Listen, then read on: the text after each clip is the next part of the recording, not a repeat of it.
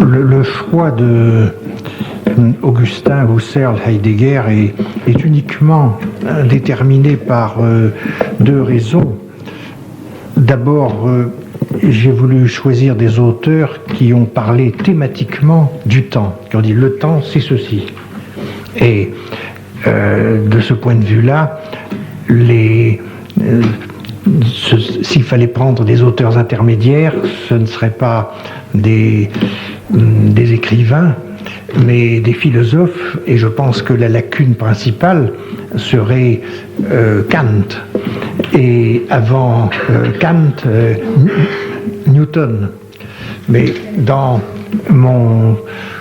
la partie non publiée de Temps et Récit, j'ai une très longue discussion sur Kant, mais en rapport justement avec Husserl. Alors voilà une première raison. Et la deuxième raison, qui n'a peut-être pas été assez soulignée, j'ai choisi des auteurs pour qui le temps faisait difficulté. Non seulement ils parlaient sur le temps, n'est-ce pas, ils traitaient thématiquement du temps, mais sur un mode aporétique.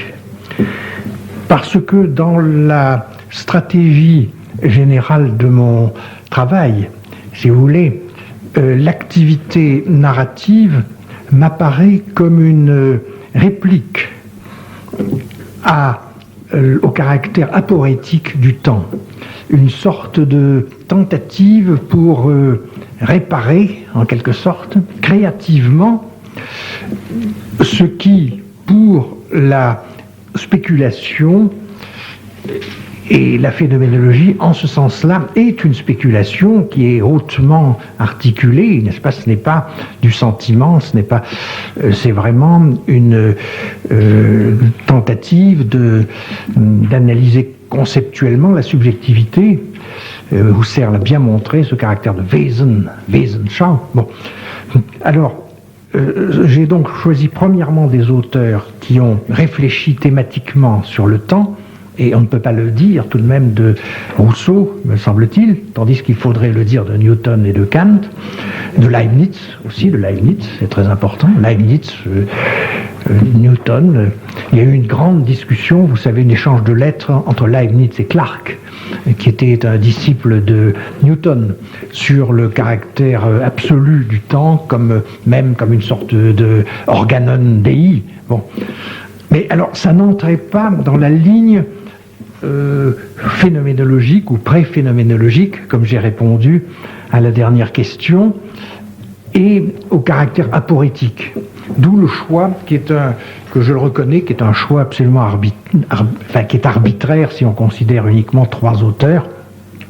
Par exemple, pourquoi pas Bergson aussi, bon. Mais parce que Bergson aussi ne m'a pas paru poser le problème d'une façon aporétique, au contraire, c'est très, très déclaratif, c'est l'intuition du temps, il y a donc une tentative de solution. Donc c'est la ligne phénoménologique que j'ai choisie. Parce que je crois que vous avez raison si on posait un autre problème qui est comment le temps a été vécu et souffert même par un certain nombre d'auteurs, et il faudrait alors suivre un beaucoup plus grand nombre d'auteurs comme l'a fait Georges Poulet dans ses 4 volumes sur le temps humain.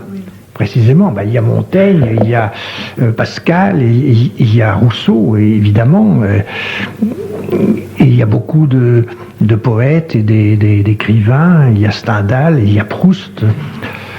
Alors, je réparerai un peu cette lacune lorsque je parlerai de la fiction, car je prendrai 3 exemples de fiction moderne dans lequel le temps est lui-même devenu une fiction. Parce qu'il faut choisir, je crois, non seulement ceux pour lesquels le temps est impliqué, mais des auteurs pour qui le temps devient lui-même le thème. Et c'est pourquoi j'ai choisi Virginia Woolf, Thomas Mann et Proust. Mais on pourrait choisir d'autres auteurs. vous avez peut-être raison que le XVIIIe siècle est un siècle important pour la perception du temps. Oui. Oui. Allora, possiamo... Textuel. Je vois le mot éternisation, la page 2. Seconda pagina. À propos de Heidegger.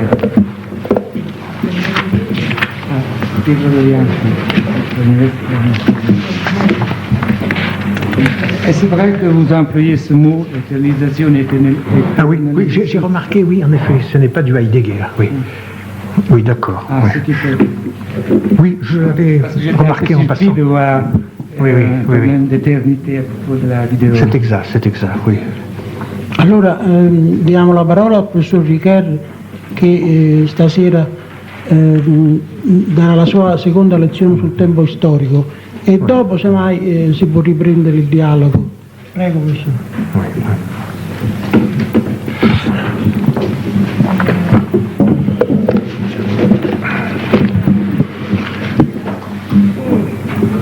Alors le thème des deux exposés qui suivent sont consacrés à l'histoire des historiens. Je fais remarquer, avant de commencer, que en français, malheureusement, nous n'avons qu'un mot pour raconter une histoire. Et puis, l'histoire des historiens, et d'ailleurs les auteurs italiens ont bien plus souvent que les Français employé historiographie. Et donc, je parlerai de l'historiographie. En anglais, il y a story et history qui permettent de faire la différence. Donc c'est history et non pas story qui est mon problème aujourd'hui. Je partirai d'une autre ambiguïté apparente du mot histoire qui ne tient pas à la langue française, mais semble-t-il à toutes les langues occidentales. Je prends mes précautions du côté de l'Orient, où l'histoire est toujours employée dans deux sens, soit le récit oral ou écrit, mais le plus souvent écrit, historiographie, des événements passés. C'est donc un discours, une espèce de discours. Mais nous appelons aussi histoire l'ensemble des événements et par conséquent, c'est tout ce qui arrive. Ou que les hommes font arriver ou subissent du fait de l'action d'autres hommes. Alors, est-ce une faiblesse du langage, une confusion, ou l'indication d'une appartenance mutuelle, que d'une certaine façon, le discours et la suite des événements s'appartiennent mutuellement. Et ce sera là mon problème dans ces deux leçons. Dans la première, je considérerai seulement le récit historique, par conséquent le premier sens du mot histoire, l'histoire comme discours. Et je montrerai à la fin de cet exposé de quelle façon l'histoire discours renvoie à l'histoire ensemble des événements advenus, arrivés. Dans le vocabulaire que j'ai proposé au début de la première séance, c'est donc le passage du sens à la référence, ou mieux, le problème du passage de la configuration à la refiguration. Mon problème sera donc, premièrement, comment l'histoire configure le temps à l'intérieur du discours tenu par l'historien, et deuxièmement, et ce sera la séance de demain principalement, comment le temps est refiguré parce que nous tenons un discours historique. Et c'est dans le cadre de cette deuxième question que sera posée thématiquement la nature du temps historique. Mais je commencerai à en dire quelque chose aujourd'hui, à la fin de mon exposé, dans la transition du premier au deuxième sujet. Donc, premièrement, le discours historique. La question que je veux examiner ici, c'est de savoir dans quelle mesure le discours historique dépend dans sa structure de la structure de base du récit que j'ai décrite hier, avec la notion d'intrigue, ou mieux de mise en intrigue.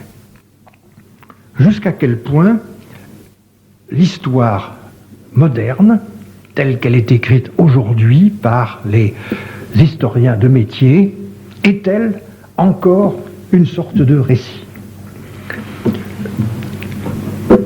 Ce problème est un cas particulier du problème plus général qui a été posé surtout dans la philosophie allemande comme débat entre expliquer et comprendre. En effet, on peut dire que l'histoire explique, alors que lorsque nous racontons des histoires, stories, nous comprenons.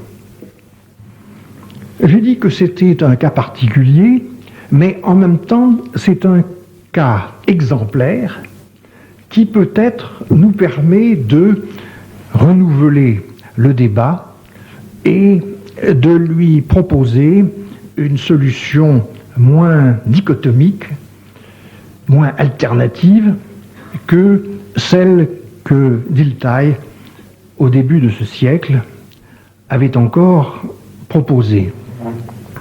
Je vous rappelle que Dilthey, surtout dans les premiers travaux entre 1895 et 1905, a opposé très fortement les Geisteswissenschaften, les sciences humaines, aux Naturwissenschaften, les sciences de la nature, et pour lui, la compréhension caractérisait les sciences humaines, tandis que l'explication caractérisait les sciences de la nature. Pourquoi? Parce que dans les sciences de la nature, nous plaçons des faits sous des lois, tandis que dans les sciences humaines, nous plaçons des signes sous des interprétations. Alors, je voudrais proposer une interprétation moins dichotomique de la relation entre expliquer et comprendre, en montrant que ce serait la formule que je proposerai pour cette première partie, que expliquer plus, expliquer davantage, c'est comprendre mieux, et qu'il y a entre l'histoire scientifique et le récit une continuité fondamentale. Eh bien, je voudrais présenter d'abord la thèse selon laquelle l'explication historique est en rupture avec le récit, puis deuxièmement montrer des interprétations directement narrativistes de l'histoire, qui ont représenté donc une alternative à la thèse de l'histoire purement explicative. Et troisièmement, je voudrais présenter alors une solution non pas intermédiaire, mais plus dialectique entre expliquer et comprendre. La thèse selon laquelle l'explication historique serait en rupture avec le récit a été surtout formulée dans la philosophie analytique sous l'influence du cercle de Vienne, des philosophes du cercle de Vienne et de ce que l'on a appelé la thèse de l'unité de la science. Vous savez que le cercle de Vienne a émigré de l'Europe, de l'Autriche et de l'Allemagne vers les États-Unis à l'occasion de la Seconde Guerre mondiale, et qu'il y a eu une sorte d'implantation du positivisme logique aux États-Unis, et donc une tentative de réinterpréter contre Dilthey les sciences humaines dans la perspective d'un monisme de l'explication, et donc une réduction des sciences humaines au même modèle que les sciences de la nature. Cette tentative est représentée par des auteurs comme Karl Hempel, Ernst Nagel, selon lesquels il n'y aurait rien de spécifique dans la notion d'un événement historique, que un événement historique n'est qu'un cas particulier de ce qu'on peut appeler une occurrence singulière. Et dans la nature, il y a constamment des occurrences singulières. Quelque chose arrive, quelque chose ne cesse d'arriver. Nous remarquons simplement des événements importants ou intéressants, mais cela ne fait pas partie de leur structure épistémologique, mais seulement de l'aspect subjectif de notre intérêt, donc plus brutalement du caractère émotionnel de la notion d'importance. Mais dans la nature, il y a aussi des événements remarquables, surtout lorsqu'ils se signalent par leur faible fréquence ou par leur caractère soudain, comme par exemple un tremblement de terre, ou dans l'ordre de la technologie, un accident ou une explosion. Eh bien, qu'est-ce que c'est que expliquer une occurrence singulière? C'est faire deux choses. D'abord, établir le tableau des circonstances singulières et qui sont simplement de l'ordre de l'observation. Il s'agit de faire une description complète des antécédents et non seulement des antécédents, mais des circonstances, l'ensemble circonstanciel, d'une façon purement empirique et descriptive. Quelles sont les conditions prévalentes à un moment donné? Et deuxièmement, mettre en rapport cette description des circonstances, des conditions prévalentes, avec des lois générales déjà connues. Si l'on prend par exemple l'exemple d'une explosion comme l'explosion d'un moteur, eh bien, nous avons à décrire, premièrement, la rupture d'une pièce, etc. Et deuxièmement, voir quelles sont les lois physiques qui sont appliquées, telles que, par exemple, la dilatation des métaux par la chaleur ou la contraction de l'eau par le gel ou la glace, etc. Et après ça, appliquer seriatim, l'une après l'autre, les différentes lois à mesure que des circonstances susceptibles d'être décrites se présentent. Si nous avons réussi à lier correctement une description de circonstances avec l'énoncé des lois appropriées à ces circonstances, nous pouvons dire que nous avons expliqué l'événement.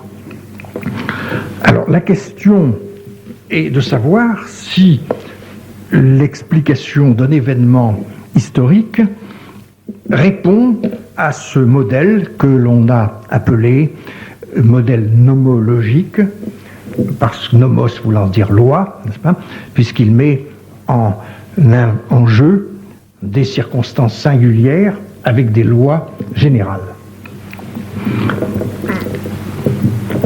Nagel et les auteurs de ce modèle, qu'on appelle aussi quelquefois covering law, modèle de couverture par une loi, qu'on pourrait traduire aussi modèle de subsomption, on place sous une loi des événements, ces auteurs accordent volontiers que l'histoire telle qu'elle est pratiquée répond rarement à ce modèle, mais c'est de la faute de l'histoire. C'est parce que l'histoire n'a pas encore atteint un niveau scientifique suffisant, sauf dans quelques segments tels que la démographie, ou assez souvent, mais pas toujours, dans l'histoire économique. Mais pour une bonne part, l'histoire n'est pas encore scientifique parce que les lois qui sont invoquées sont le plus souvent des pseudo-lois empruntées à la sagesse des nations, comme par exemple si nous disons que le pouvoir corrompt, ou même à des concepts mythologiques comme celui d'esprit d'un peuple venu de la philosophie romantique, y compris Hegel, ou même, franchement, des idéologies condamnables, comme le racisme, si on introduit la notion de race dans une explication. Ou bien des explications à demi scientifiques, lorsque des lois sont empruntées à la psychologie du pouvoir en particulier, mais c'est surtout la charge idéologique de l'explication qui fait obstacle à un développement vraiment scientifique de l'histoire.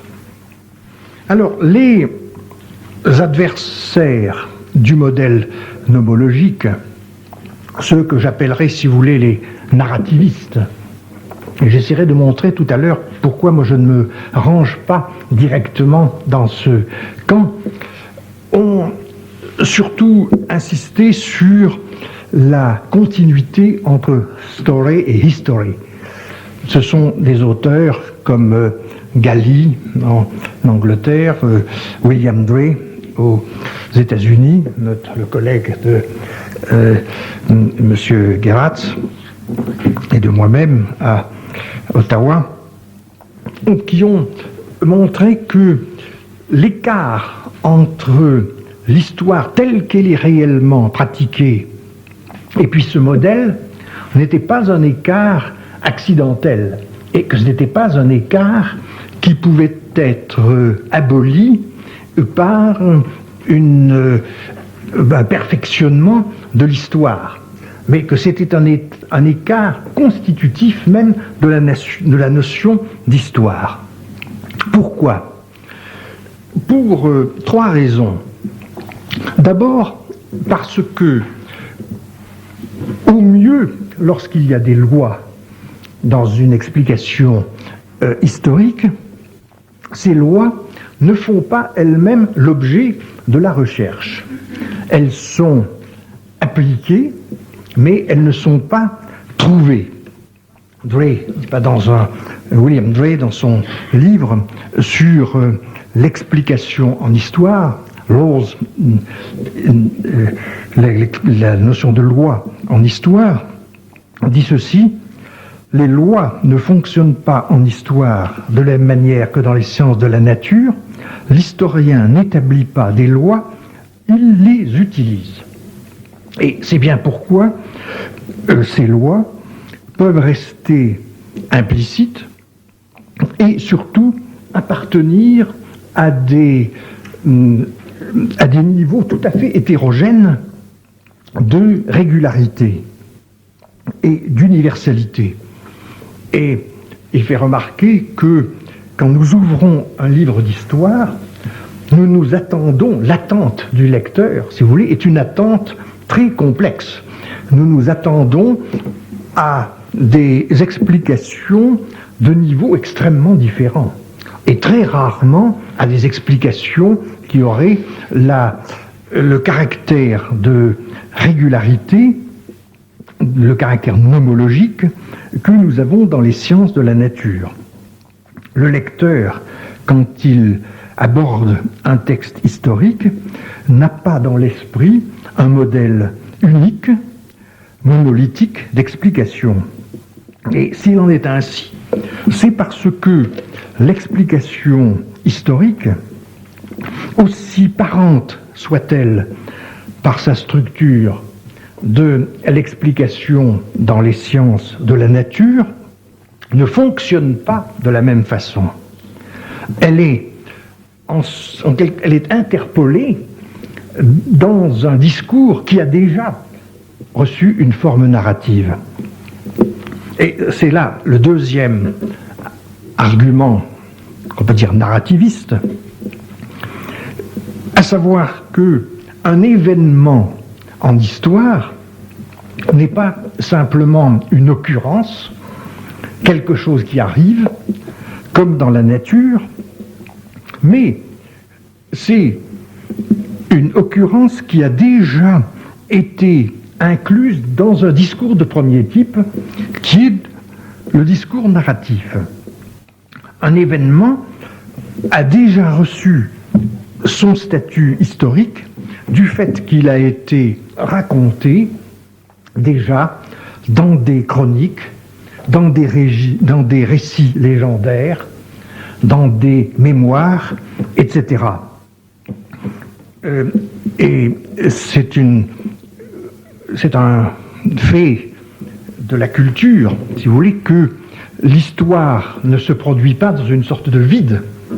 Toute histoire corrige une histoire préalable. Comme on l'a dit, l'histoire ne naît pas des événements, mais elle naît d'une autre histoire. Et toute histoire est en quelque sorte la rectification d'une histoire préalable. Et on trouve toujours des histoires avant l'histoire, sous la forme donc de légendes, de récits populaires, etc. Et ce qu'il faut donc comprendre, c'est la rectification critique du discours narratif par le discours historique. Et c'est d'ailleurs pourquoi un modèle purement narrativiste n'est pas non plus acceptable comme tel, car il faut intégrer, n'est-ce pas, cette composante critique qui est dans le mot même de historia, en grec, qui veut dire enquête, recherche. Et donc, l'historien introduit une note critique, mais dans un discours qui a déjà été tenu sur les événements, comme étant un discours narratif. Une troisième raison, plus décisive, de tenir le récit, le discours historique comme spécifique par rapport. Je prends deux exemples pour montrer que la singularité n'est pas liée à des individus, mais peut-être lié à des phénomènes de masse, à des phénomènes sociaux ou à des phénomènes institutionnels, politiques. Je prends le premier exemple chez Max Weber dans sa thèse sur l'origine du capitalisme, exactement la relation entre l'esprit du protestantisme et les débuts du capitalisme. Dans ce livre fameux, Max Weber montre que une certaine composante de l'esprit protestant, qui était le libre examen et l'initiative par rapport à des structures autoritaires, avait une certaine affinité avec une des composantes du capitalisme à l'état naissant, c'est-à-dire l'esprit d'entreprise. Et ce qu'il s'efforce de montrer, c'est que il y a un lien d'imputation causale entre une des variables de l'esprit du protestantisme. Il ne dit jamais que le protestantisme se ramène à cela, mais il y a cette variable du protestantisme et cette variable du capitalisme, l'esprit d'entreprise. Et il montre par un raisonnement qu'il appelle d'imputation causale singulière que s'il n'y avait pas eu cet événement culturel de la réforme, et il n'y aurait pas eu ou pas au même degré, la capacité d'initiative sur le plan économique représentée par l'esprit d'entreprise. Alors vous voyez qu'il ne s'agit pas d'intention qu'on peut attribuer à des agents historiques déterminés, mais à des phénomènes globaux. Mais précisément, leur consécution n'est arrivée qu'une fois. Il n'est arrivé qu'une fois que l'esprit du protestantisme et l'esprit du capitalisme naissant aient constitué une séquence.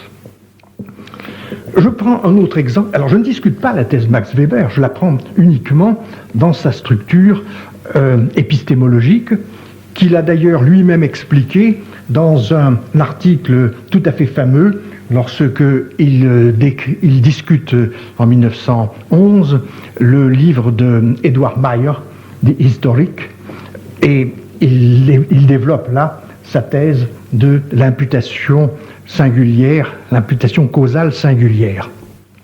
Vous trouveriez une présentation plus simple, mais très forte, de cette thèse dans l'introduction à la philosophie de l'histoire de Raymond Aron, dans la troisième partie, qui est consacrée précisément à l'explication en histoire, où il reprend l'analyse de Max. Il réécrit l'interprétation de Max Weber. Le deuxième exemple que j'avais dans l'esprit, c'est la suite des formations sociales dans le marxisme classique, qui met en succession le communisme primitif, la féodalité, le capitalisme et puis les différentes formes du socialisme. On peut dire que ces configurations sont des structures collectives, mais leur enchaînement ne se produit qu'une fois. Ce n'est qu'une seule fois que la féodalité se donne naissance au capitalisme. Donc, il y aurait là quelque chose d'ailleurs parallèle et qui a été très discuté entre la thèse marxiste et la thèse de Max Weber. Mais elles ont en commun précisément de mettre en jeu des enchaînements singuliers, des enchaînements de causalité, d'imputation causale singulière. Alors, de cette discussion qui met en opposition le modèle nomologique et puis l'argument narrativiste, je voudrais montrer le rapport dialectique alors entre l'explication et la compréhension en histoire. En effet, il ne me semble pas que l'on puisse tenir l'histoire comme simplement une catégorie des histoires que nous racontons. Ou si vous voulez, history n'est pas simplement une espèce du genre story. Ce n'est pas une espèce du genre story, puisqu'il y a le moment critique qui a été exprimé en allemand par le mot Forschung, ou en anglais inquiry, ou en français par recherche ou enquête. Donc il faut pouvoir rendre compte, n'est-ce pas, de ce moment critique par lequel nous passons d'une histoire naïve, de crédule, si vous voulez, à une histoire critique. Deuxièmement, il faut que nous rendions compte du remplacement des actions individuelles,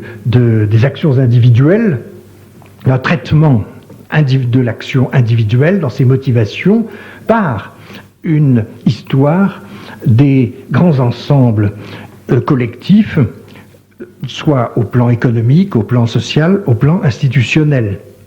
Par conséquent, il y a un grand déplacement, en particulier dans l'historiographie française, de l'école des annales, d'une histoire politique qui est beaucoup plus marquée par les grands hommes, vers une histoire de longue durée et une histoire des grands ensembles économico-sociaux-culturels.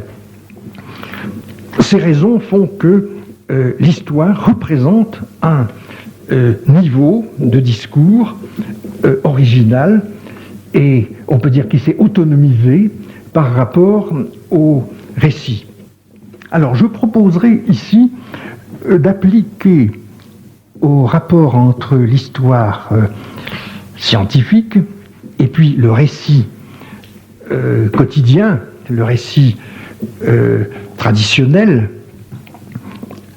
la méthode que Husserl a appliquée dans la Crisis, précisément aux sciences physiques, lorsqu'il s'efforce de montrer que l'univers newtonien d'explication de la nature renvoie par une série de médiations à un socle de vie qu'il appelle la Lebenswelt, et la méthode qu'il propose ici, c'est la méthode qu'il appelle de Rückfrage, d'interrogation, de questionnement à rebours. Il ne veut pas du tout dire que la science newtonienne est fausse, qu'elle est mauvaise, etc., mais qu'elle ne signifie que par le système de renvoi par lequel elle réfère à rebours, à reculons, vers un monde de la vie, qui est d'ailleurs un monde perdu, qui est une sorte de paradis perdu, si vous voulez, de l'innocence, mais que c'est par ces renvois que le monde d'explication est encore signifiant. Eh bien, c'est ce genre de Rückfrage, de référence arrière que je voudrais appliquer à l'histoire scientifique et montrer qu'elle est à la fois autonome par rapport à l'intrigue, à la mise en intrigue, mais en même temps qu'elle garde sa signification dans l'ensemble des sciences à cause de son rattachement lointain au plan du récit. Alors je voudrais le montrer par trois arguments dont j'ai déjà donné j'ai commencé le premier, mais je vais le reprendre plus longuement dans la perspective de la Rückfrage. Le statut, premièrement, le statut de de l'explication causale singulière. S'il est vrai que toute explication historique a finalement toujours affaire avec un enchaînement qui s'est produit une seule fois, même s'il a affaire à des entités collectives, est-ce qu'il n'y a pas un rapport entre cet enchaînement causal singulier et puis une intrigue? Alors là, je dois dire que bien des historiens, en particulier les historiens français de l'école des Annales, ont toujours répudié le caractère narratif de l'histoire, mais parce qu'il se faisait du récit une conception extrêmement élémentaire, disant que le récit, c'est un mode très primitif de discours, qu'il est non critique, qu'il représente la perspective bornée des acteurs eux-mêmes, qu'il est toujours empreint de préjugés, car il vise toujours soit à commémorer, soit à détester, à exécrer. Bref, le caractère non critique, si vous voulez, du récit, du mode de discours narratif, ne le rendrait impropre. Or, la science du récit qui s'est développée dans ces 20 dernières années, même plus que cela, on pourrait dire maintenant presque un demi-siècle, surtout, j'en parlerai alors dans les leçons suivantes à propos du récit de fiction, sous l'influence d'abord des formalistes russes des années 1920-1930, puis de l'école de Prague, puis du structuralisme français, nous ont montré au contraire que le récit est une activité discursive hautement compliquée, puisque, j'essaierai de le montrer, il y a des tentatives de trouver une sorte de logique du récit, une logique narrative, et que, par conséquent, nous n'avons pas affaire du tout à un mode infantile, puéril de discours, mais au contraire à une activité hautement organisée. Alors je crois que ce sont ces progrès de la narratologie, dont je parlerai plus longuement à propos du récit de fiction, qui nous permettent de rapprocher, n'est-ce pas, l'histoire, l'explication en histoire, de la compréhension narrative. Au fond, la compréhension narrative est déjà virtuellement explicative, tandis que l'histoire est explicitement explicative. Sans me servir d'arguments tirés de la narratologie venu du formalisme russe, de Prope, etc., dont je parlerai demain, déjà ce que nous avons dit avec Aristote suffit, n'est-ce pas, pour montrer qu'il y a une intelligibilité. C'est un peu là-dessus que nous avions terminé hier la discussion, n'est-ce pas, qu'il y a une intelligibilité narrative, que le fait ce que j'avais appelé hier la synthèse de l'hétérogène est une activité synthétique déjà qui met en jeu ce qu'on pourrait appeler le jugement, qui consiste à prendre ensemble. On prend ensemble des événements pour en faire un tout. Et je n'avais pas développé hier ces arguments d'Aristote lorsqu'il dit que la tragédie, qui était pour lui le modèle même de la composition poétique, enseigne. Elle enseigne. Elle même produit des universaux. Mais ce ne sont pas des universaux, n'est-ce pas, de caractère logique, mais ce sont des universaux pratiques qui sont de même niveau que les universaux que l'on peut établir dans l'ordre éthique. Ceux qui connaissent un peu structure de l'éthique à Nicomaque peuvent se souvenir que Aristote distingue entre la phronesis, qui a été traduit en latin par prudentia, diffère de la theoria, et qu'il y a donc un jugement prudentiel qui est d'ordre éthique. En ce sens, on peut dire que l'intelligence narrative est une intelligence phronétique. On peut le montrer même avec précision dans le cas d'Aristote de la façon suivante. Dans l'éthique, Aristote se demande comment la vertu, les aretae, les vertus, les excellences, comme on a traduit, je crois, beaucoup mieux, les excellences ont un rapport avec le bonheur. Et la tragédie, n'est-ce pas, est une sorte d'expérience de pensée, une expérimentation mentale sur on pourrait dire les idéals types, pour employer un mot weberien, de relier la vertu ou le vice avec le bonheur ou le malheur.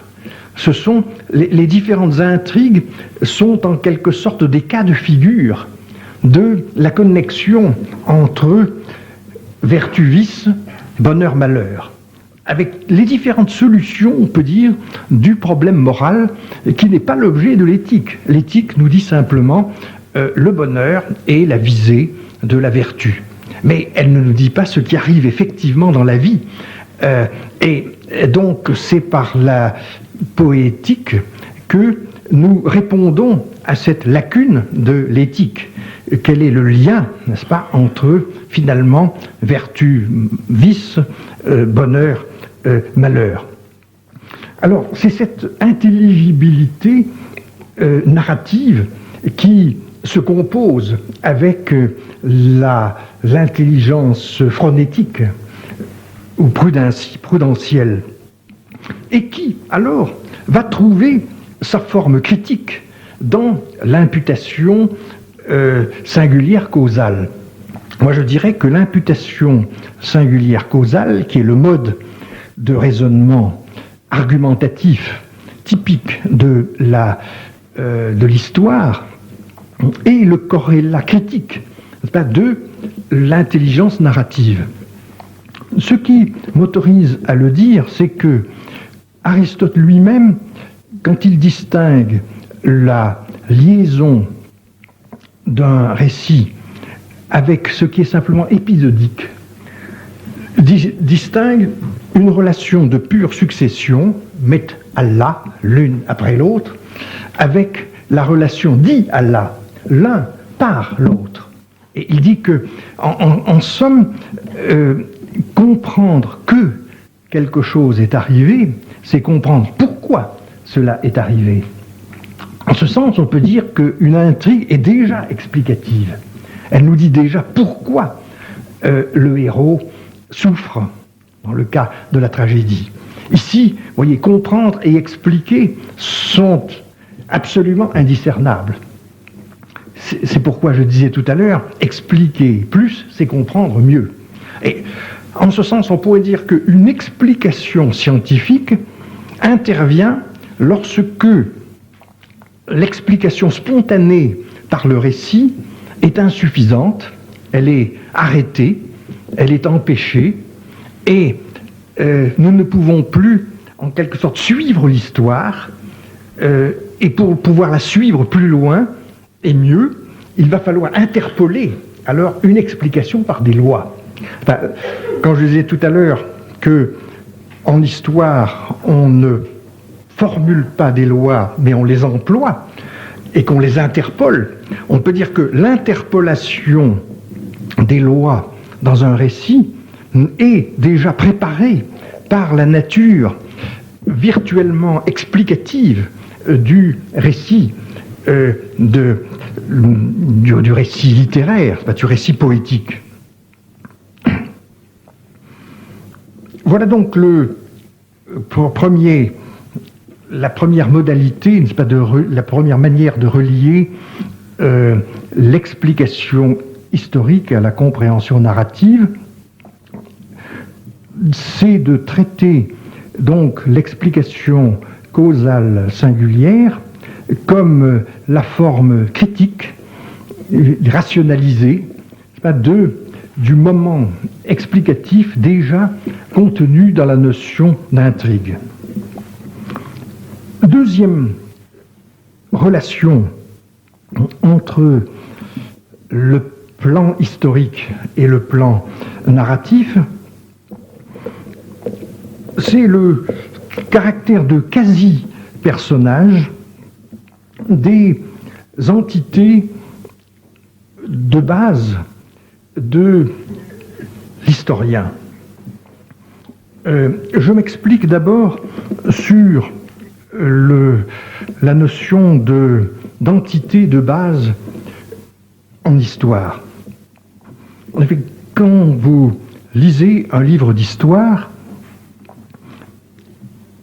il n'y a pas simplement que des individus qui jouent le rôle de personnages, mais il y a des entités telles que des classes sociales, des peuples ou des formations sociales, des forces économiques et sociales, des institutions politiques.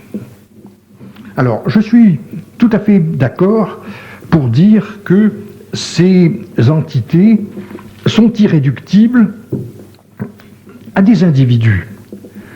J'ai fait allusion à cette difficulté tout à l'heure, et ceci contre ce que l'on a appelé l'individualisme méthodologique, selon lequel on pourrait dissoudre les actions, plus exactement les transformations des phénomènes sociaux dans une multitude d'actions individuelles, peut-être un nombre innombrable d'actions individuelles, mais même si l'on est obligé de considérer comme des entités dernières dans l'explication historique des phénomènes tels que force économique et sociale ou groupes tels que peuples, nations ou des institutions telles que des États, leur place dans l'explication historique, et en particulier leur place dans l'explication causale singulière, fait qu'ils sont traités comme des personnages à qui on peut imputer des actions. Alors c'est cette notion de quasi-personnage sur laquelle je voudrais insister. En effet, parmi les entités que l'historien emploie, certaines peuvent être traitées d'une façon, je dirais, nominaliste, en disant que ce sont des construits, des constructs, que ce sont des entités artificielles qui sont simplement le produit de la conceptualisation historique et qui sont donc des créations linguistiques de l'histoire. Mais, à titre ultime, les entités historiques les plus irréductibles, bien qu'indécomposables dans une poussière d'individus, sont des entités à laquelle les individus sont rattachés d'une manière participative. Et ici, je suis les suggestions d'un épistémologue de langue anglaise, Maurice Mandelbaum, dans son Anatomy of Historical Criticism, dans son Anatomie de la critique historique, qui montre que l'on peut établir une hiérarchie d'entités historiques dont les plus fondamentales, les plus irréductibles, qu'il appelle basic entities, les entités de base ou entités de premier ordre, sont caractérisées par leur durée continue. Ce sont des entités de durée continue. comme il dit, continuously existing entities, tels que les peuples, précisément, peut-être les classes sociales, tandis que sont des construits de la méthode historique, et donc justiciables d'une analyse nominaliste, des entités telles que la Renaissance, le baroque, etc., tandis que les peuples, les classes, précisément parce que les individus y participent, bien qu'ils ne se réduisent pas à des individus, sont des êtres collectifs qui sont susceptibles de se comporter sur la scène de l'histoire comme les personnages d'un récit. Alors, je dirais que c'est cette capacité de traiter les dernières entités, les entités de base de l'histoire, comme des personnages qui relient l'histoire avec le récit. Alors, je viens de faire une analyse de la notion d'entité historique, d'entité de premier ordre. Je la compléterai par une remarque sur la notion de personnage et de quasi-personnage. Alors, c'est une chose que nous avons apprise de la théorie narrative, surtout de la narratologie structuraliste, que un personnage n'est pas nécessairement un individu. C'est l'emploi, par exemple, le vocabulaire de Grémas, le plus représentatif du structuralisme français, c'est quiconque fait quelque chose et donc un actant d'un schème d'action. Donc, c'est ce qui, grammaticalement, sera dans la position de sujet par rapport à un verbe d'action. Si je dis X fait R, X peut être, d'ailleurs, nous le voyons dans les contes, ça peut être un oiseau, ça peut être une montagne, ça peut être un dieu, ça peut être un personnage mythique. Les animaux parlent dans les contes. Donc, la théorie narrative n'implique pas que les sujets d'action soient des individus. Mais c'est la position dans le récit qui fait que celui qui répond à la question « qui fait quoi ?», celui qui est dans la position du « qui » est un personnage. Alors, en ce sens, on peut dire que l'individu est seulement le premier terme d'une série d'analogues, parmi lesquels les peuples, les nations et les communautés, auxquelles on peut attribuer une fonction dans une explication causale singulière, sont des personnages. Alors, le lien n'est pas coupé avec l'individu, en ce sens que, finalement, les communautés ou les groupes sociaux, qui sont les termes derniers de l'explication, sont dans un certain rapport avec les individus, de multiples façons. Une communauté historique, et en particulier les États-nations de l'histoire moderne, ont un territoire et les individus sont rattachés à ce territoire par l'acte d'habiter. Donc on peut dire que les habitants, être un habitant, c'est être à la fois un individu, mais relié à une entité collective par l'acte d'habiter. Ou si nous considérons une institution, le propre d'une institution, c'est d'assigner des rôles à des individus. Et donc nous sommes membres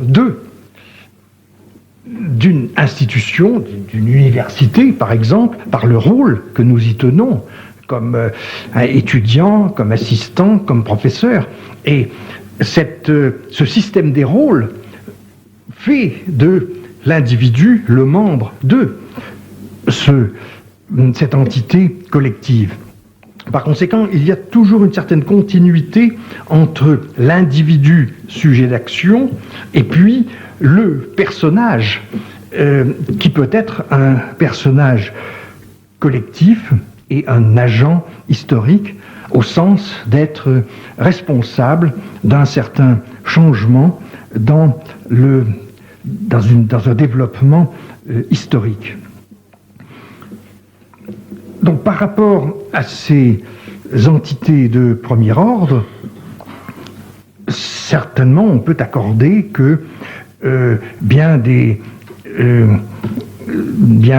collectifs, des termes collectifs, ne sont que des êtres de raison. Mais ces êtres de raison sont reliés eux-mêmes à ces entités collectives. Je pense par exemple à des usages admis par l'histoire de ce que Max Weber a appelé les idéaltypes. Si nous parlons par exemple l'esclave ou le serf, ou si nous parlons de la tyrannie, il est évident que le mot tyrannie a eu un sens topique avec les formes politiques de la Grèce et de Rome, de la Rome antique. Mais nous pouvons parler généralement de la tyrannie de façon analogique, mais ce n'est qu'un être de raison. À plus forte raison lorsque nous traitons d'entités que moi j'appellerais de troisième ordre, qui relieraient en somme le caractère concret des entités de premier ordre avec le caractère abstrait des entités de second ordre, des totalités telles que la Renaissance, par exemple, ou le baroque, et d'une façon générale, tout ce qui se rattache à la périodisation, l'âge de la Réforme, le Moyen-Âge, l'Antiquité. Donc, surtout la périodisation en histoire produit des entités de cet ordre-là. Alors il est évident qu'on ne peut plus, ou très lointainement, les traiter comme des quasi-personnages. Il est difficile de dire que la Renaissance se comporte sur la scène de l'histoire comme un agent. Donc on voit bien comment de proche en proche, la filiation à partir du récit s'atténue à mesure qu'on s'éloigne, n'est-ce pas, de ces entités de premier ordre. Mais s'il est vrai que les entités de troisième renvoient au second, puis renvoient aux premières, que les premières peuvent être traitées analogiquement comme des personnages, nous voyons qu'il y a tous les degrés de transition, n'est-ce pas, entre le récit populaire, le récit de la vie quotidienne ou le récit des légendes, qui sont les récits de base, et puis l'histoire scientifique. Alors vous voyez, je répète encore une fois que il me paraît trop simpliste de dire que l'histoire est une espèce du genre récit. Je crois que le rapport est beaucoup plus indirect, mais néanmoins, si cette relation, si ce fil était rompu, eh bien l'histoire ne serait plus historique, elle serait de la sociologie. Alors ceci est encore plus vrai avec le troisième lien entre l'histoire scientifique et le récit traditionnel ou le récit élémentaire. C'est précisément le temps historique, et qui sera alors l'objet plus longuement de la prochaine discussion.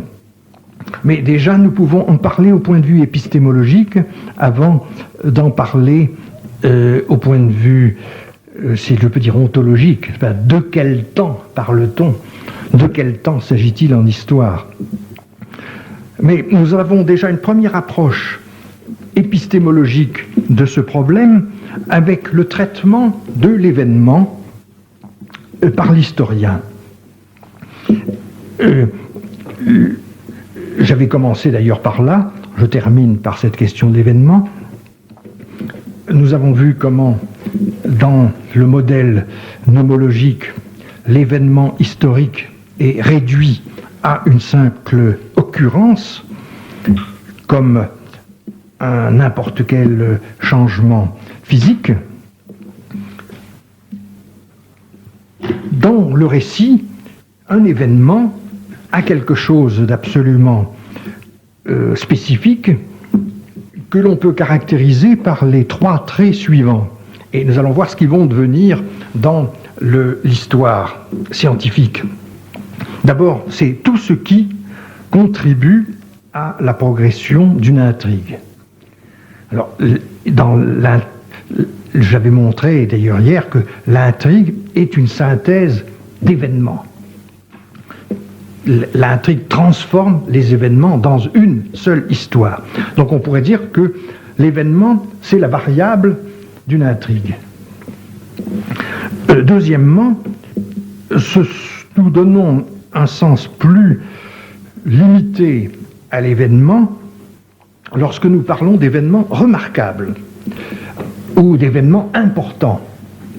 Et ce n'est pas simplement subjectif, ce n'est pas parce que nous nous y attachons, nous nous y intéressons, mais c'est un caractère structural de l'intrigue, c'est ce qui produit un renversement, une métabolée, une péripétie. Si vous voulez, l'événement, c'est la péripétie, c'est-à-dire donc un changement de fortune. Et en ce sens, l'événement a toujours affaire, de près ou de loin, avec le bonheur ou le malheur, avec la souffrance ou le plaisir. Donc c'est la péripétie. Et alors, dans un sens encore plus restrictif, l'événement est marqué par la soudaineté, par la surprise. Alors, la querelle, s'il en est ainsi, la querelle qui a été faite en particulier dans l'école française des annales contre l'histoire événementielle, principalement par Fernand Braudel dans son grand livre « La Méditerranée et le monde méditerranéen à l'époque de Philippe II », prend le mot « événement » en son 3e sens, n'est-ce pas, de la soudaineté, la brièveté, et du même coup, le caractère tout à fait superficiel par rapport au changement lent de longue durée qui caractérise les changements au niveau des institutions, mais surtout des forces économiques et sociales. Alors, si nous avons le droit de traiter, comme je l'ai suggéré, les entités collectives, ou tout au moins certaines entités collectives, comme des quasi-personnages, n'avons-nous pas le droit de traiter comme des quasi-événements les péripéties qui affectent ces entités collectives? Or, il me semble que on peut montrer, dans le cas en apparence le plus défavorable de l'histoire de longue durée, de type de brodélien, qu'il y a des quasi-événements et qui font que ce livre est un livre d'histoire et non pas un livre de géographie, la Méditerranée, ni un livre de sociologie, puisqu'il y a à l'époque de Philippe II, mais que les changements significatifs sont de l'ordre de la péripétie, lors même qu'ils affectent une entité collective comme la Méditerranée.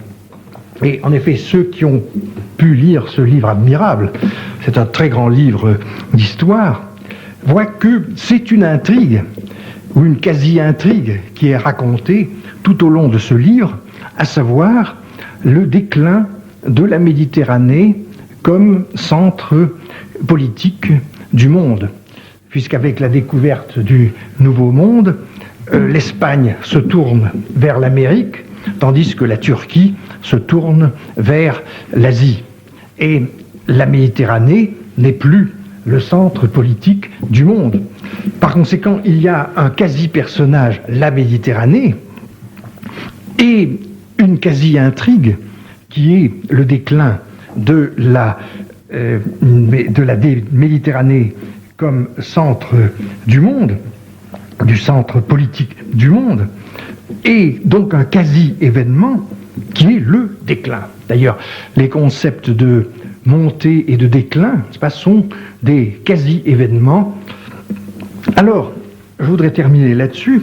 Un événement peut être historique, sans être bref, soudain, inattendu, dans la mesure où il tient la place de la péripétie au niveau, premièrement, de l'explication causale singulière et deuxièmement, au plan des quasi-personnages que sont les entités collectives lorsqu'elles sont dans la position d'un actant, dans l'explication historique. Je signalerai un deuxième exemple qui m'avait frappé dans le livre d'un autre très bon historien français, Jacques Le Goff, dans un livre qui est intitulé Pour un autre Moyen-Âge. Et il y a toute une première partie justement sur la perception du temps au Moyen-Âge, et c'est très intéressant de voir comment il emploie le mot lui-même d'événement. Il dit qu'un des grands événements de notre culture a été le remplacement du temps des moines, mesuré par les heures canoniques, par le temps des marchands, mesuré par les horloges des beffrois, des hôtels de ville, en particulier dans les Flandres et dans le nord de la France. Et du moment que nous avons affaire à un changement significatif qui a pu prendre 2-3 siècles, c'est un événement. Et c'est un événement parce que, je le propose à la discussion, ceci parce que nous pouvons l'abréger dans notre esprit et en résumant, en quelque sorte, par une sorte de contraction de l'histoire, lui donner la soudaineté et la brièveté du récit. C'est-à-dire que la position discursive d'un événement qui a pris plusieurs siècles est exactement la même que la péripétie dans un drame qui prend une journée, comme dans la tragédie antique. Nous avons toujours la possibilité d'abréger, de raccourcir un développement historique de façon à le dramatiser, n'est-ce pas? Et nous le dramatisons en donnant à la péripétie le caractère de soudaineté, mais qui est une quasi-soudaineté, qui est une quasi-brièveté. Donc c'est avec cette notion de quasi-intrigue, de quasi-personnage et de quasi-événement que j'essaye de montrer à la fois la discontinuité scientifique de l'histoire par rapport au récit, mais en même temps la continuité de signification dans une méthode de Rückfrage, de questionnement à rebours. Eh bien, avec cette notion d'événement, de quasi-événement, je partirai demain des problèmes ontologiques de l'événement. Alors, je veux dire pour ceux qui ont peut-être lu mon travail sur temps et récit, mais les 2 premières leçons étaient encore prises dans le premier volume, à part les allusions hier à Husserl et Heidegger, mais toute la suite fera partie de la partie inédite de mon travail. Voilà, je vais m'arrêter ici.